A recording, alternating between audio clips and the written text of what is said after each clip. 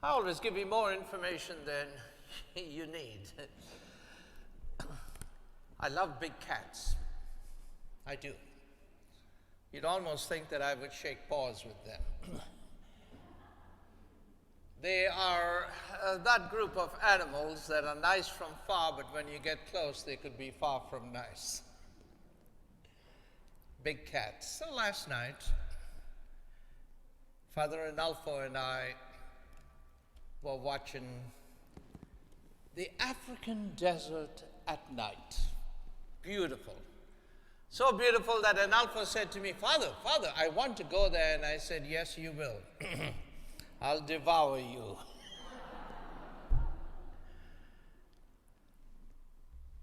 A lioness had 4 cubs. And I didn't know this, but you learn as life goes on. Maybe I didn't pay attention to it before. But 80% of hunting by the big cats happens at night. 80%. So when nighttime comes, the lioness has to do her thing. She has to take care of her 4 cubs. Beautiful indeed, the love of a mother. I wouldn't want to go close, but I'm just telling you that it was so nice. So she went out, and one little cub went with her. I suppose it was the cub's turn to learn how life in the wild ought to be. The other 3 remained. When she came back, she couldn't find the other 3. So gradually, as she went looking for them, now the cameraman said this, so I don't know, and I want to believe it's right. But even if it's not, I still want to say that the story is worth paying attention to. So the lioness went looking for her 3 cubs. And it took her 4 days to find them. Now I'm making this emotional because that's how it was. She has sounds that she makes, and the little ones have sounds that they make, but you can't hear them in this vast African wasteland, so to speak. And in between, you have a beautiful sky and everything that seems so peaceful. And then she passed a pack of hyenas, and she knows what hyenas do to little cubs. She tried to ward them off, chase them away.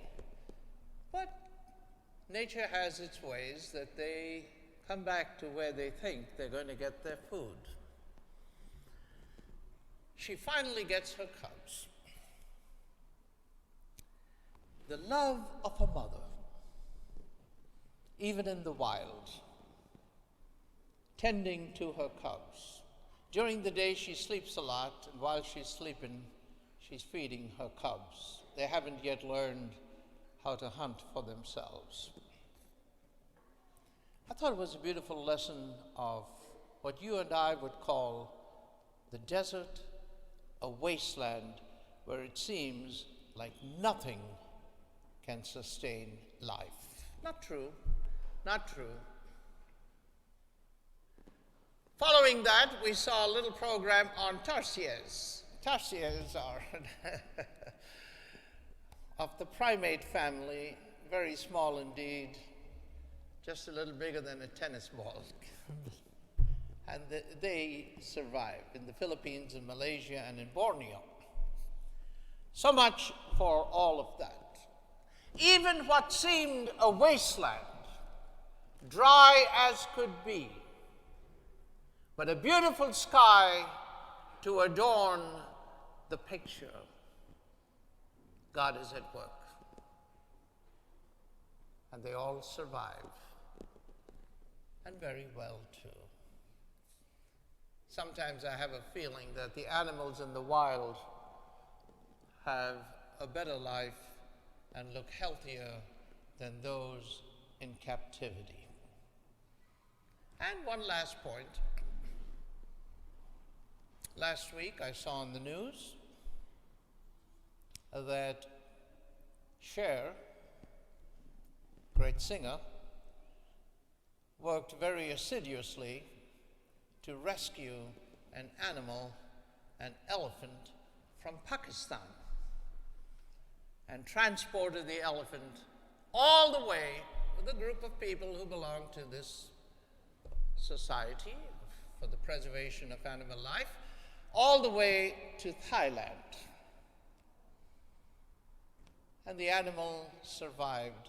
I hope is doing better today than it was in Pakistan. Even in the wilderness, there is hope for life. The second point for our reflection, the prophet Isaiah. Writing to the people at the time of the exile, where they were transported from their homeland into a foreign place, and everything seemed strange, and life seemed to be ebbing away in sadness. And Isaiah was telling them, the Lord will provide, the Lord will take care of, in beautiful language. And then encouraging the people, prepare the way of the Lord. He's coming. Prepare the way of the Lord. Hundreds of years later, early Christians, and before that John the Baptist, quoting the prophet Isaiah, fulfilling what the prophet said, I am the voice of one crying, because Isaiah said that. A voice of one crying in the wilderness. John the Baptist, hundreds of years later, says, I'm that person. The voice crying in the wilderness, prepare the way of the Lord. And at the coming of Jesus, some accepted, some no. Everything seemed like a wilderness under the subjugation of foreign powers. And there is wilderness in your life and in mine. You know, my friends, we don't call it so, but think about it. In the wilderness, things are difficult to find, even food. These animals have to go around looking for food. Is there, but they have to look for it. They have to work for it. Great. That's God's way. Don't feel sorry for them. God made them. God made you and me.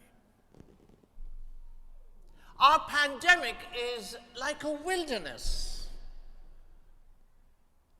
The social distancing is keeping us away even from family and friends and those whom we want to be close to. In a sense, it's like a wilderness. But in the midst of all of this, there is joy. Your presence and my presence here is a sign of joy because we are preparing for the way of the Lord, as the prophet Isaiah said, and as John the Baptist preached, the Lord is coming. And in this wilderness, you and I can find great joy in the hope that this too will pass. That's your prayer, that's my prayer, that this pandemic will pass. I was talking with people the other side of the world. It's amazing how closely we are connected, you know. There was a time 20, 30 years ago, if not more, when my dear mother and sister were still in India. God has taken them in 2004. And I can remember I had to, as they called it in the telephone system, book a call. And it would be registered. And then I'd have to hang around the telephone waiting for the operator to say, your call is on the line. Sometimes a half hour, sometimes 2, sometimes 5 hours. Sitting around, waiting. Now, I pick up the telephone In fact, you don't have to pick it up. It's in the pocket. Not now. No, it doesn't come with me. But I use my phone and tick, tick, tick, tick, tick, about 15 numbers, and I'm right there. This is the world. I can get there faster than I can get to some parts of the United States.